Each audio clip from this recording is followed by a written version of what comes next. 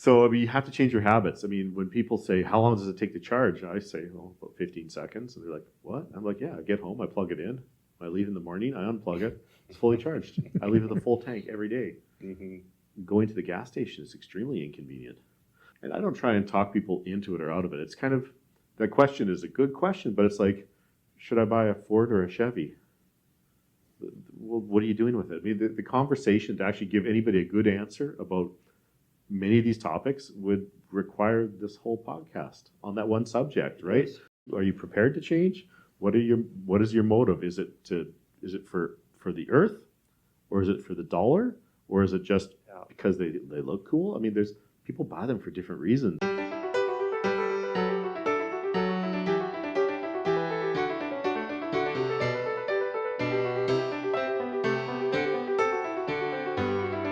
Hello and welcome to EVfriendly. I'm Ken Hendricks. I'm Renee Young. And this is the podcast for you if you want to hear exciting conversations about electric vehicles. On today's episode, we'll be talking with Scott Waddle. Scott is the owner of Precision Auto in Langley and a pioneer in the growing field of EV battery repair and maintenance. He's also a Red Seal mechanic and was one of the first to complete the BCIT EV technician training program. Scott, welcome to the podcast. Hi. Yes, thanks for having me here. Good. Why don't you begin just telling us, how did you get interested in electric vehicles? Okay, sure.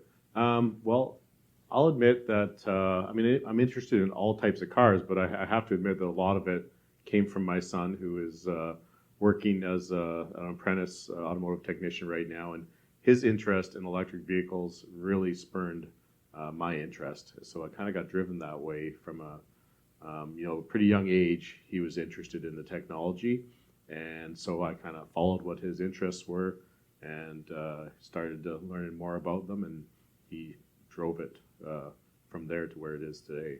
Right on. So where is it actually? Like what percentage of service do you do that is electric? Right. I don't have a percentage number, but what I am seeing is that we generally have 2 or 3 in the shop every day. Now that's not 2 or 3. Sometimes the vehicles will come in for, and then they'll be at the shop for a week. But we always have 1 or 2 on site all the time now is where it's gotten. And that's grown a lot. I mean, a year ago it was only once a month. And the growth rate as they age, getting off through the warranty period and getting to the age where they actually start to break, we were starting to see more and more of them, but it would be a small percentage still. Yeah. So you're certainly starting to get a reputation as a pioneer in the EV repair, for sure. Is that something, do you have to remarket yourself, you think, to your customers, or? We did, and it's not to our customers, because our existing customers, I don't think any of them have brought an EV in for anything other than the most basic type maintenance that you expect on a newer one. The market has found us, and that is through, it was targeted for sure through sponsorship of, like the Vancouver Electric Vehicle Association. They used to do a yearly event called Electrofest. We sponsored that. We attended several times, getting involved in the social media, EV community, being members, and offering input and advice to people when they're asking about them. And that's how we did it. So it's all been grassroots or social media based at this point. We do not advertise for electric vehicles, though we do advertise some for hybrid vehicles, because there's a lot more of them on the road, and they're a lot more, they require more maintenance, and so they're a regular, they always have been a regular fixture in our shop. We target those. The EVs, they've come from a different direction. They found us because there's a lot of cases where nobody else wants to fix them, including the local dealers are often reluctant to fix some of these vehicles. The older ones, the ones that are breaking, are often, they're compliance vehicles sold in California, then imported into BC. And so none of the local dealers, whether it be a Toyota or a Fiat or whatever, have any training on them because they only sold them in California. Yeah. And so that gives us an advantage where the local dealer doesn't want to fix them. They have to find somebody. Right. So do you think, is it just going to be a matter Because I could probably say that there's very few of you that actually could say that they specialize in any way in electric vehicles. Do you think it's just a matter of training, or are independent shops going to have to really make a wholesale change then and how they market themselves? I think a lot of it, I mean, in the early days, you have to change, you have to want them. But as time comes along, when they start replacing the mainstream vehicles on the road and they start to need service, it will just happen like anything else. So whether it be 35 years ago when electronic ignition or when fuel injection came along, there was shops out there who said, you know what, I'm never going to fix those things. That's the end of it. And they most of them actually adapted, and a few of them went away, right? Mm-hmm. I think we're going to see more go away this time because this is a wholesale change. But they will slowly just start showing up, and they'll learn as they go, as they always have with, I mean, automotive technology changes fast. And I'd say in the consumer's world of anything that they own, nothing has as much technology as a car. And that's been that way for 25 years probably. So we've always adapted in the automotive service world and will continue. So most of them will, but some will disappear. If I can tag on the question about marketing, I do know that you have at least a few of your service loaner vehicles are EVs. So I'm wondering if that has perhaps had any influence on your customers who may not own an EV, or do you only loan those to people with EVs? Right. So I think, we have an EV we use as a shuttle vehicle. I own another EV personally. We own several hybrids, but we actually don't lend out an EV. We just use it for shuttling customers home and running errands and things like that. I definitely bought it as a marketing piece, and I didn't do it to get more EV repairs. I actually did it to just showcase technology, to point out to the consumers that we're not scared of technology. And there's a lot of people who think they got a new vehicle and it has to go to the dealer because only they can, work on these sophisticated cars and stuff. And so I wanted to go like, okay, well, how more high tech can I get? I'm going to buy an EV and say, this is nothing different for us. We know how to service and fix and repair these. So if we can fix this EV, we can obviously fix whatever's wrong with your traditional ICE car, right? So that's really why I bought it, not to get more EVs in. They have followed, but I don't think people see that car and go, they're the guys for my EV. The people that find us for EV is definitely through the EV community, mostly on social media, but through the Vancouver Electric Vehicle Association for sure has steered a lot of business our way, but even the Victoria one and then the social media pages. Right. On the technology aspect and consumer, this is one of the things that is a popular misconception, I believe, out there, that EVs require no maintenance. Mm-hmm. We might agree that they require less maintenance because there are less moving parts and things like that. But how do you see this translating into what we've always had, and as the DIY situation there? Do you think that consumers are going to be less inclined to attempt repairing their cars when they're all EVs? And how is that going to affect shops? If there is less maintenance to do, is that going to have a detrimental effect on your overall volume of business? Mm-hmm. So there's a couple parts to that question. There's two answers. The early adopters were enthusiasts, and so many of them were more likely to actually want to service their vehicle, what they could do. And the reality is what they can do on an EV is a lot of simple do-it-yourself type stuff. They can rotate the tires, they can change the wiper blades, they can change the cabin air filter. That's easy stuff. Enthusiasts feel good about doing that stuff. They like to do it. The next generation that's buying them is much like everybody else, and so they need a service provider for them. There is a lot less maintenance, but they are often ignored too because they think they have almost zero maintenance. They never get inspected. I mean, we see some failures on these cars that were easily preventable if they were in a service shop to actually get inspected by a technician as part of its annual or twice a year maintenance that the average car would be getting. They're completely ignored until they actually fail. And that can be detrimental. I mean, we all know that it costs more to ignore than it does to maintain, right? Mm-hmm. And EVs are no different, but there's definitely a lot less work on them. And it will definitely change our industry. We're going to definitely see less work from them. But when they do come in, the cost of the repairs, does that offset any of that loss? Maybe, but the cost is mostly in the parts. Okay. And so what we do see is they're very reliable for probably about 10 years. So most of the ones we're fixing are, over 10 years old. And then when they do fail, yes, it can often be a fairly high-tech component that's not locally stocked, that is very expensive. And so that's a challenge. And almost for sure they do require, you should have some specialized training to work on them in terms of the EV and safety and such, but they almost always require factory level diagnostic equipment. They do require programming when you replace the parts, so you can't just bolt them in and have the car work again. So I want to touch on obviously battery lifespan and batteries are probably the number one concern now in consumers.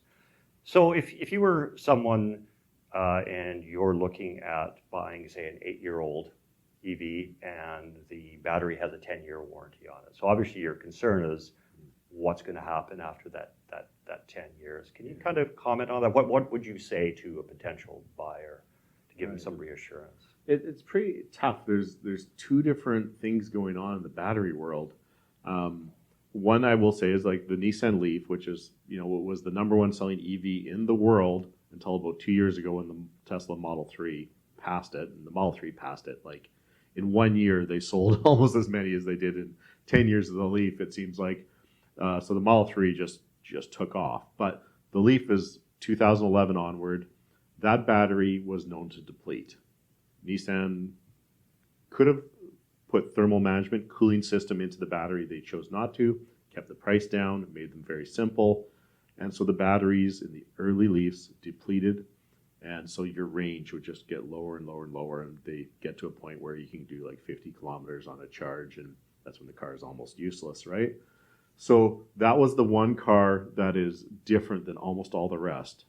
And then in the later years, the Leaf battery, they made some changes to the chemistry, then they made some changes to the design, and they've proven to be better, but there's still no cooling system. So that's the one example. The other is like, say, the Teslas. The Tesla batteries have been known to be very, very good, and they last a long time, and I wouldn't be very concerned about the lifespan of a Tesla battery. In between, there's a couple outliers, but things are changing, fairly fast. And now that there's so many manufacturers producing, they've learned a lot along the way, I guess is what I'm trying to say. And everybody else is cooling the batteries to make them last longer.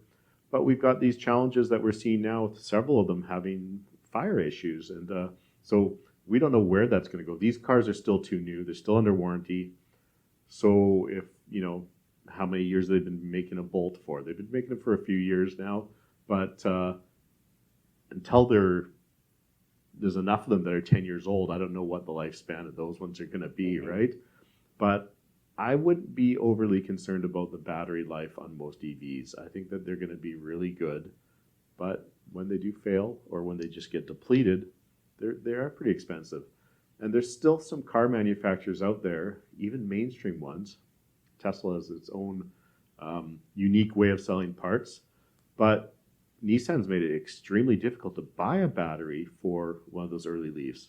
So you can't go to the Nissan dealer and buy a brand new battery. They make it almost impossible to do so.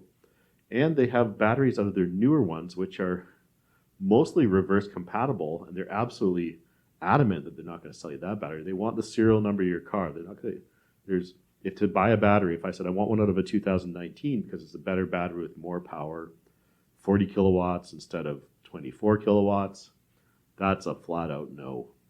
So Nissan could have made it a lot easier to keep these cars on the road if they were easier to sell the parts for them. And there's others that have put up a fight as well. Volkswagen was one, and we had one from a collision, an insurance company. Battery was damaged from below. They wanted it repaired, and Volkswagen really fought us. They sold us a bunch of parts for it. Then we were waiting for the rest of the pieces. They're like, "Oh well." When we finally dug in, they're like, "You're not eGolf certified. We can't sell them to you." And I'm like, "Well, who is eGolf certified?" And there's like, "Well, there's almost nobody." And I'm like, "Okay, well." all right. So I took my BCIT EV certificate from the training course that I took, and I said, who can I contact that's higher up than you? And they gave me some email address, and so I emailed my EV certificate to them and said, well, I guess I'm your certified guy. BCIT says I am. Is there a higher credential in the province? It took about 2 hours. They called me back. Yep, the parts have been released.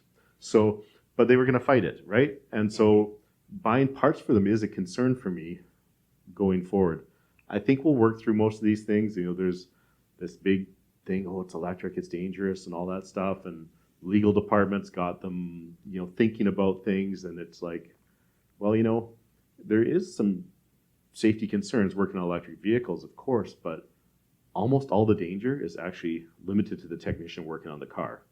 You cannot put a battery in a car incorrectly in a way that would harm the consumer, the owner of the car. It'd be almost impossible. I mean, like so infinite, like very hard. You're way more likely to have somebody pull your wheel on wrong than you are to have any kind of injury from an electric vehicle because somebody fixed it wrong. Yeah.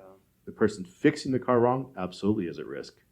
But if it goes together and it works, it's really safe.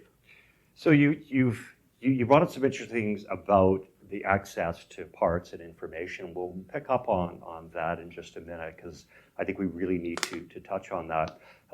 But you also mentioned some other things. Are there other components that consumers need to be equally as concerned about when purchasing an electric vehicle? And it's kind of a two-part question. What tests can you run?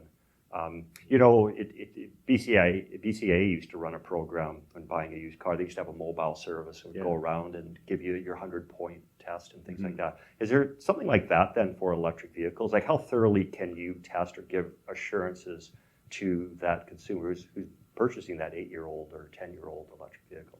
Yeah, well, that's a really good question. In a lot of cases, it's not very easy to do that.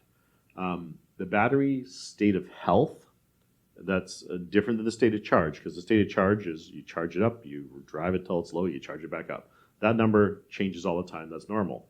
The state of health is like, how good is the capacity of this battery? When it was new, if it would drive 200 kilometers, can it still do 200 kilometers today? That's what you really want to know about buying a used EV. The advertised when new was this many kilometers, can it still do it? That depletes over time, some worse than others. That's much harder to test for. There is, most OE manufacturers' software will do some kind of test to give you some kind of rating for that, and that's what you need. But a lot of the aftermarket tools, the diagnostic equipment, will not give you that information or won't give it to you reliably. And so taking it to your average repair shop, your average mechanic, is not going to be, they're probably not going to give you what you need. And even if they could, they probably don't know what they're looking for, just through lack of experience. Not that they couldn't. With a little bit of training, they're capable, no doubt about it. If you can fix any gas or diesel car, I think you can fix an electric vehicle with a little bit of training.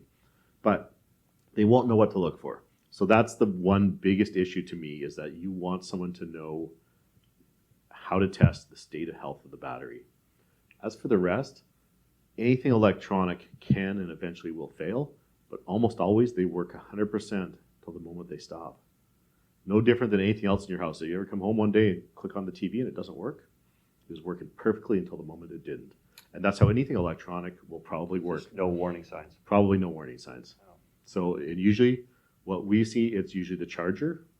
And so, maybe people think the charger is the thing on the post out on the parking lot or the thing that you plug in, but that's actually just a fancy extension cord.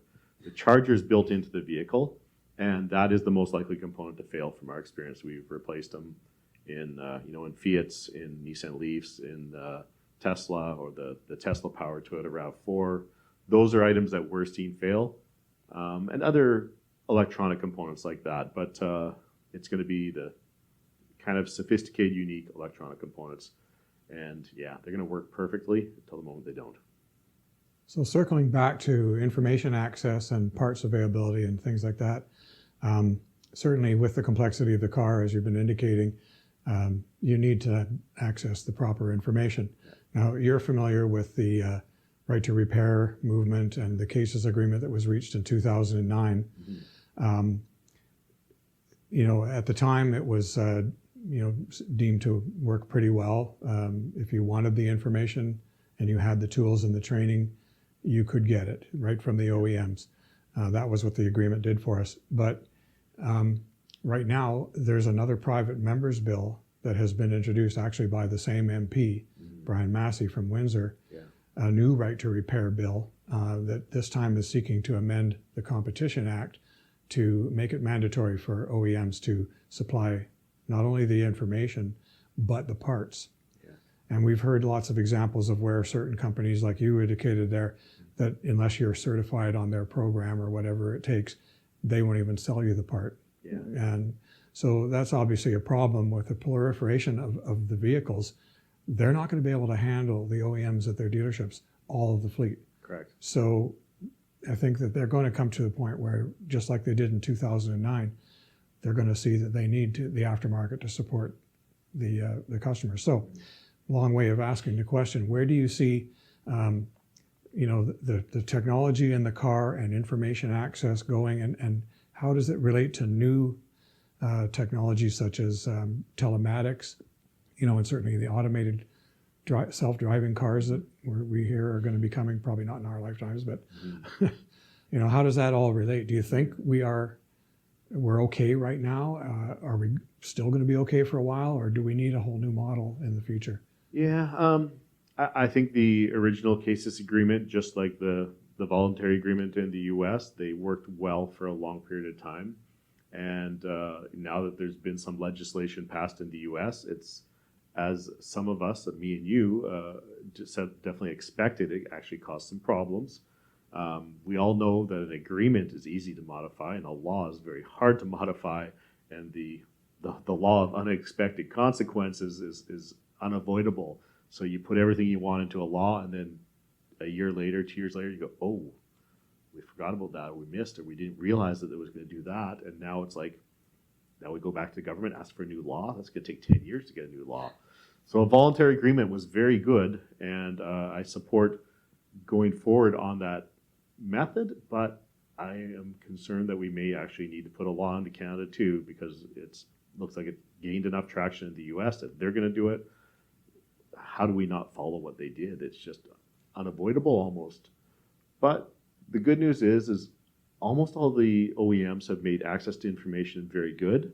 Tesla held on for a long time, but they've turned the page. So we bought a subscription to Tesla service information and their software about mid-February or last month, and to do a calibration on a windshield camera on a Tesla Model Y. So by buying in US dollars, so in Canadian dollars, I paid about $150 for like 1 day of service information, and I paid about 450 Canadian dollars for 1 month to use the Tesla diagnostic software. We already bought the cables and stuff, so we have the connectors. So I got to fix a lot of Teslas to recover that $600. I certainly didn't do it on the first one. Fortunately, we actually had 2 Teslas in for windshield calibrations, so I'm maybe at break even now. I need to do a lot of them to pay for the cost that Tesla's asking, but that's fine. Nobody ever asked for this for free. We just want it to be fair.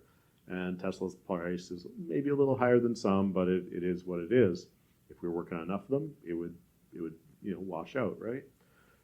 Every other manufacturer's been pretty good, but there's some little quirks. For example, the Toyota RAV4 EV, it was 3 years only, 12, 13, 14. It's got Tesla powertrain in it. There's special diagnostic software on the Toyota website to download and diagnose and program these vehicles. Well, until the legislation passed in the US, it was available on the Toyota website for the aftermarket. Once the legislation passed, they took it off. So we filed a complaint with NASTF, and Toyota has responded and saying, well, here's what's happened, but we're working to get it back. And they said it was because of the legislation. So there's an OE manufacturer, one of the largest in the world, saying that law has forced us to remove this software from the availability for us to get.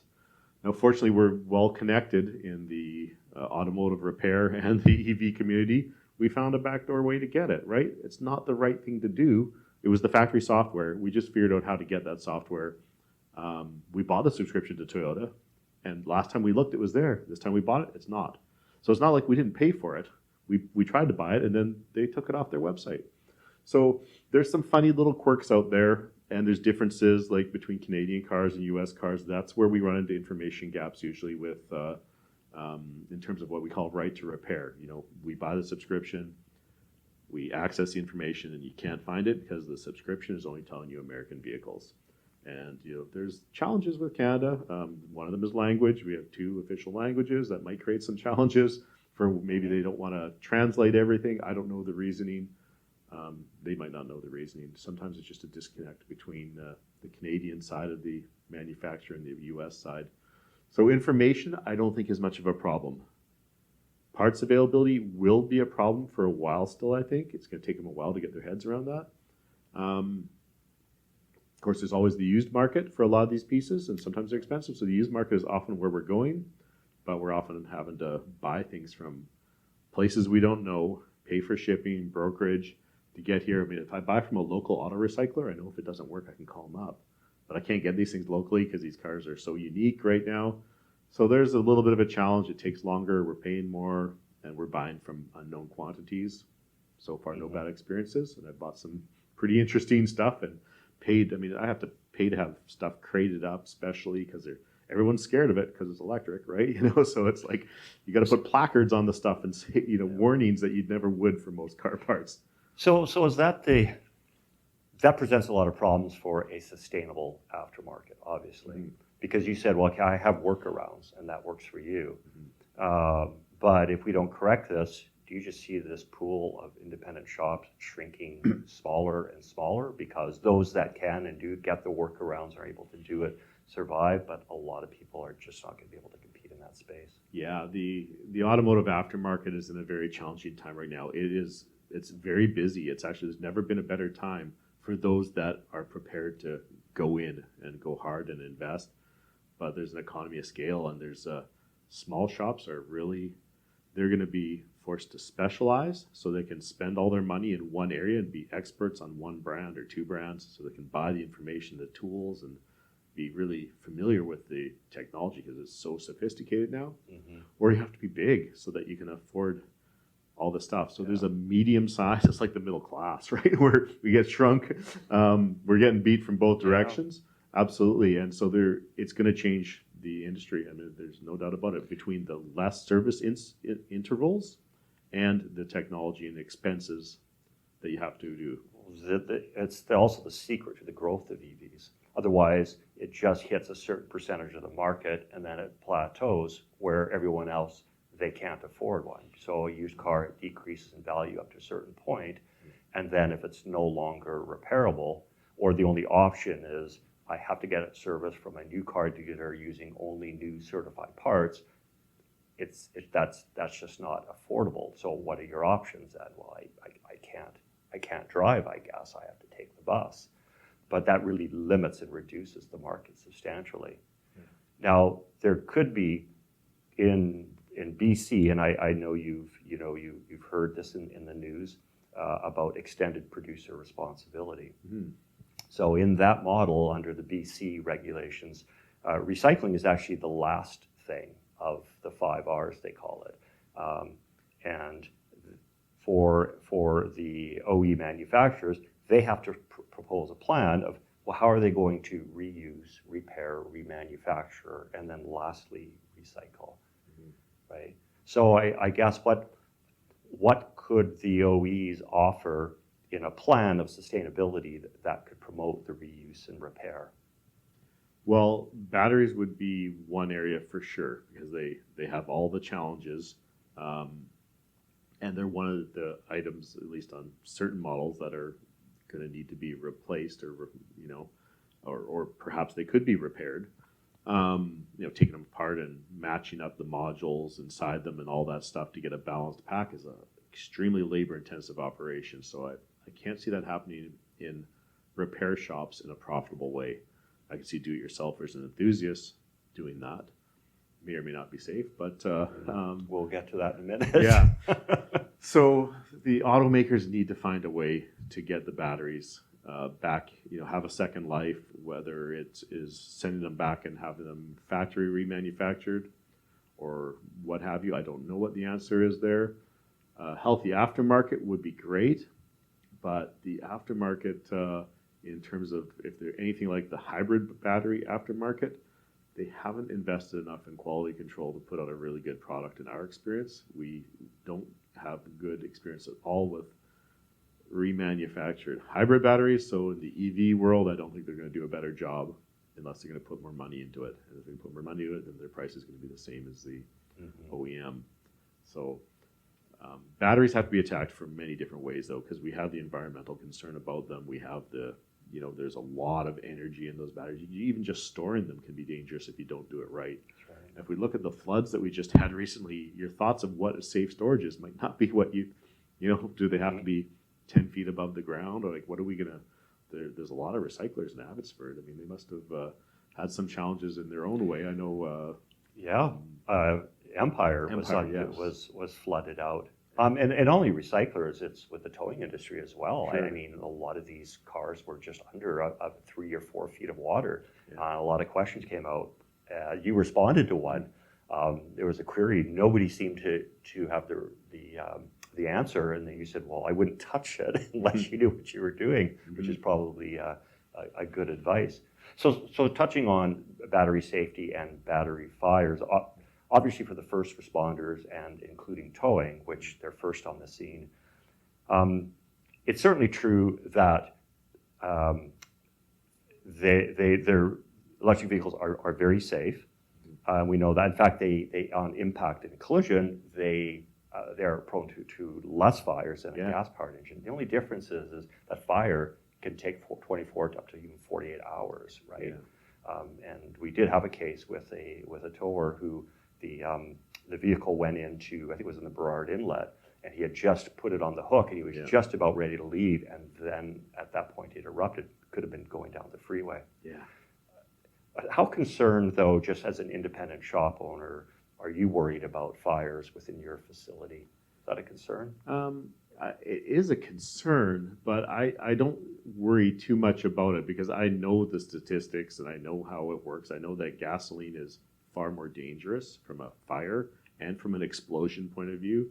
The amount of energy in a gallon of gasoline is like significantly more than what's in a EV battery. It's just, and they're more likely to leak, right? So it's just not newsworthy. So that's why we hear about a lot of these EV fires. But it does make you think of things differently. How we park them in the shop when we're working on them, is it like it's just an escape route? Can we push it out the door if it starts to go? I mean, they don't explode. I mean, they don't tend to anyways. They usually, you'd see smoke, you'd see stuff, and it'd be like, well, if I had a smoking EV in my shop, would we try and push it out the door?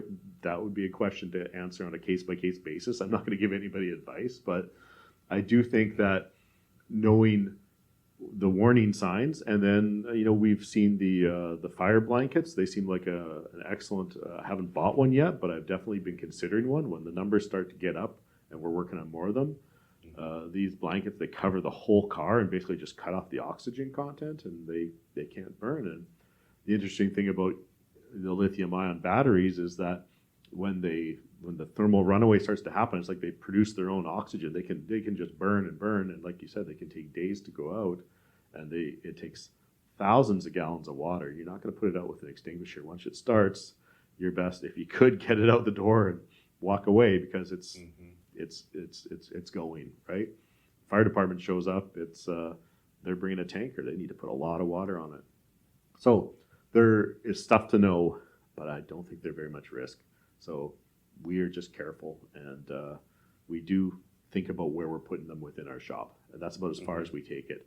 If it's, we want them to be the last one. We don't want to park one up front and park 10 cars behind it and trap it inside, just in case. But that's as far as we go. Worry about it. So in terms of the adoption of EVs in the marketplace by the consumer and how that translates into the cars coming into the shop, we know that the governments have set the mandates of, in BC here, all new vehicle sales are supposed to be zero-emission vehicles by 2035. A lot of the main manufacturers have committed, and they're going all in, saying that even in 5-10 years, they're going to have nothing but EVs available for sale. So do you see, I guess one is relative to the other. First of all, the consumers have to do the adoption and buy the EVs. And then that's going to translate into the number of EVs coming into the shop. Do you see this as being a very slow, gradual transition over the course of, say, the next 15, 20 years? Or do you see it really growing exponentially and rapidly in a shorter span of time? I think that depends on what part of the province or the country you're in. In urban areas, it's going to be the exponential growth, I think. But as soon as you get outside Metro Vancouver, I can definitely understand why people are less reluctant or more reluctant to adopt them for a lot of reasons. I mean, the distances they travel, the charging infrastructure, even home power. I mean, you leave Metro Vancouver and power outages, power goes out for a day or two. It happens, right? And, interestingly enough, some of these cars can actually power back into your home.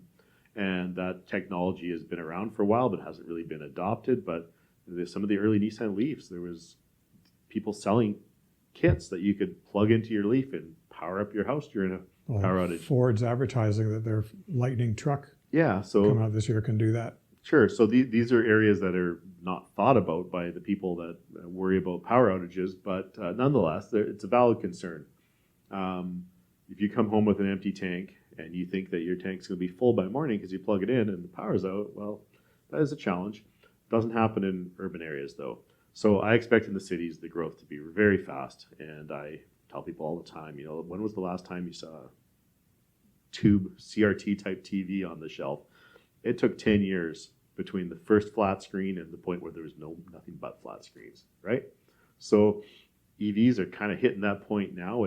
They're just going to push everything else out, except in certain markets. I mean, the truck market, the towing market, commercial vehicles, and then there's the rest of the province. I mean, we have to be aware that this is a big country, and although the population centers are dense, then we have nothing for hours and hours. And, someone in 100 Mile isn't going to buy an EV and count on it. It's just not the way they live, right? So it's going to take longer. I'm not saying that nobody will buy them up there. They absolutely will, but it's going to be way different. Mm-hmm. And that is what concerns me a little, is that the government makes a rule that sounds good in Victoria or Ottawa, but, that doesn't work in Port St. John. So it's like... Well, that said, though, I did hear an interesting stat on the radio. They were talking about EVs, and apparently the country that is leading the world in EV adoption is Norway. Mm-hmm. 91% of all new vehicles sold are already EVs in that country.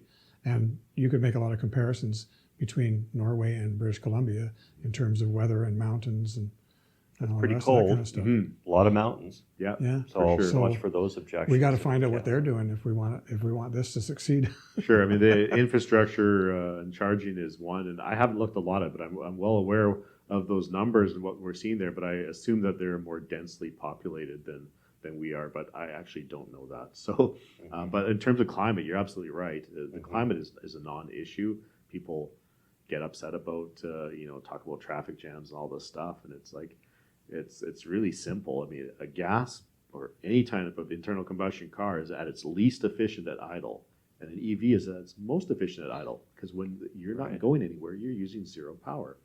Now, the heater uses some power, and we got to understand that, but some of these cars, I think they said the Tesla Model S can go like 72 hours or something on just powering the heater. So to 65 degrees Fahrenheit, these are always American numbers. So let's call that, 16, 17 degrees Celsius. You can go 75 hours. I wouldn't be too worried about that. You're not going to freeze to death. Yeah, I can't think of a situation where I'd be that long in the car anyway. Yeah. So. There's a lot of, there's starting to become a lot of good information, and there's good sources now of information. But there's a lot of misinformation out there. And we've certainly seen that on the EVfriendly Facebook and YouTube channels and stuff. From your experience, I mean, what is the basic level of consumer knowledge when it comes to EVs? I think most drivers have a pretty good working understanding of their gas power. I mean, they could describe it to you. If you said, well, what makes your car go? Right. They could describe it to you. Could they do the same with EVs? Well, the early adopters, I think, can, but I don't know that answer. I think that the buyers are more sophisticated than ever, so I think there's less. There is a lot of misinformation. Don't get me wrong. There's for sure, but a lot of it's getting past. I mean, in the early days, people thought electric vehicles were slow. I mean, there's nothing completely not the truth, right? I mean, Tesla's the acceleration power in those cars is just mind blowing, right? So they're not slow, right? And people have gotten past that now. They're starting to understand, but there will always be a little bit. I don't know.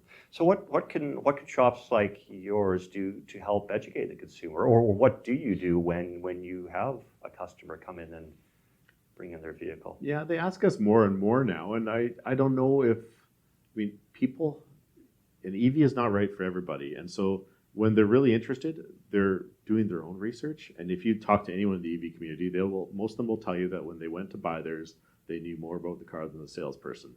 So that's been the tradition up until the last couple of years, when numbers have switched now and they're starting to actually sell to just the mainstream buyers. And I do know one person who bought a Tesla and then got rid of it because of where they lived. They couldn't charge it, but almost nobody goes back. Once they've gotten in an EV and they just have to adjust their habits a little, nothing is better. They are extremely convenient, and people think charging, especially now with gas prices pushing up to $2 a liter. That's a motivator right there. Yeah. So I mean, you have to change your habits. I mean, when people say, "How long does it take to charge?" I say, "Oh, about 15 seconds," and they're like, "What?" I'm like, "Yeah, I get home, I plug it in. I leave in the morning, I unplug it. It's fully charged. I leave it with a full tank every day." Going to the gas station is extremely inconvenient, right? But that's me, and I have home charging, and I use that car for a routine. If you are the person that doesn't have a routine, if you do lots of road trips, if there's those kinds of unexpected, if that's your life, and a lot of people believe that that's the truth. They probably could organize themselves a little bit better, but once you adjust to that, it works great. But if you can't adjust to that, then they're not right for you yet. And the last thing I want to see is anybody buying a car that's actually not right for them. It just doesn't make sense. And I don't try and talk people into it or out of it. It's kind of, that question is a good question, but it's like, should I buy a Ford or a Chevy? Well, what are you doing with it? I mean, the conversation to actually give anybody a good answer about many of these topics would require this whole podcast on that one subject, right? Yes. There's a lot of questions I have to ask first. You have to. Are you prepared to change? What is your motive? Is it for the earth, or is it for the dollar, or is it just because they look cool? I mean, there's people buy them for different reasons, and that's always been true about cars. So the question can't be simplified quite that way. It's case by case. Which is why we created EVfriendly. Sure. We're not in the business of selling cars. We just want to provide the most accurate information and then get the conversation going so that people can make an informed choice. Because I think a lot of it, and as you alluded to, is habit forming, right? We get into our patterns and our routines, and we know, hey, I have to travel 10 or 15 kilometers to work, and I know there's a Shell and a Chevron and Esso along the way, but there's charging stations along the way. I just might have to start altering my daily routine, and really, maybe that's just the difference between buying an ICE or buying an EV. Yeah, and some of the things that are changing also is the charging stations. And so, I mean, one of the complaints a lot of people had about them early is, oh, sure, I'm my tax money charging your car for free, and only the rich can afford the cars, and then they get free fuel through free electricity. And so pay-for-use charging is taken over in the last 6 months to a year. It's predominantly everything is pay-per-use now. And people, many people thought that was a bad thing, but the truth is nothing but the opposite. Pay-per-use charging has been really good because it means the charging stations aren't clogged up all day. They don't get abused. If you drive to the mall, the old habit was just automatically go to the charging station. I might as well get a couple dollars worth of free charge while I'm at the mall, even though I don't need it. And meanwhile, somebody else comes along who really needs it, and the charging station is taken up. So it's actually, in some ways, starting to get easier to find charging stations because they don't get abused anymore. And when your car is fully charged, the rate actually goes up on many of them. They're not all quite the same, but they charge per time, and the time after 1 hour might triple.